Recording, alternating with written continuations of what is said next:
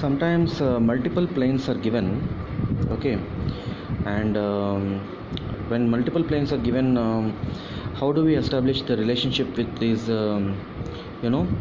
apparent dips delta 1, delta 2, etc. with the true dip? So here what we do is, that tan delta is equal to bv by bh, or cot delta is equal to bh by bv. In these multiple planes, you will understand that this vertical plane is always same, it doesn't change. So what changes is BH. Suppose I take PQ1, so PQ will have a component in PQ1. Okay, so I can write B dash H is equal to BH cos theta 1. Similarly, B double dash H is equal to BH cos theta 2, and so on. So if you take this sum of squares of cot, what you will end up with is B dash H by BV whole square and B double dash H by BV whole square. Okay, so here this will be a square and this will be a square. So suppose let us say you have theta 1 and theta 2 in the same direction. So you can write B square H cos square theta 1 by BV square and B square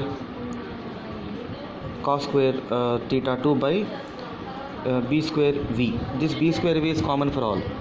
So you can take B square H by BV square constant out, which is nothing but cot square delta. This delta is the true dip, and inside the bracket you will get cos square theta 1 plus cos square theta 2 and all that.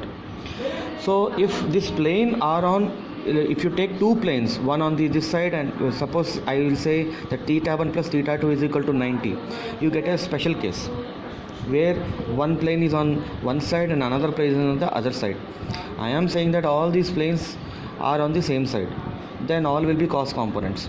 So finally you will get a cot square delta 1 plus cot square delta 2 is equal to cot square delta into cos square theta 1 plus cos square theta 2, and so on if there are n planes. Okay, there is a special case when sometimes problem comes, theta 1 plus theta 2 is equal to 90. Okay, that is one plane is on the left side and another plane is on the right side. Then what happens, this one will be cos square theta and another will be sin square theta. This term will become 1 in that particular case. But this is a general expression assuming that all these planes are taken on the same side of the same side of the true meridian.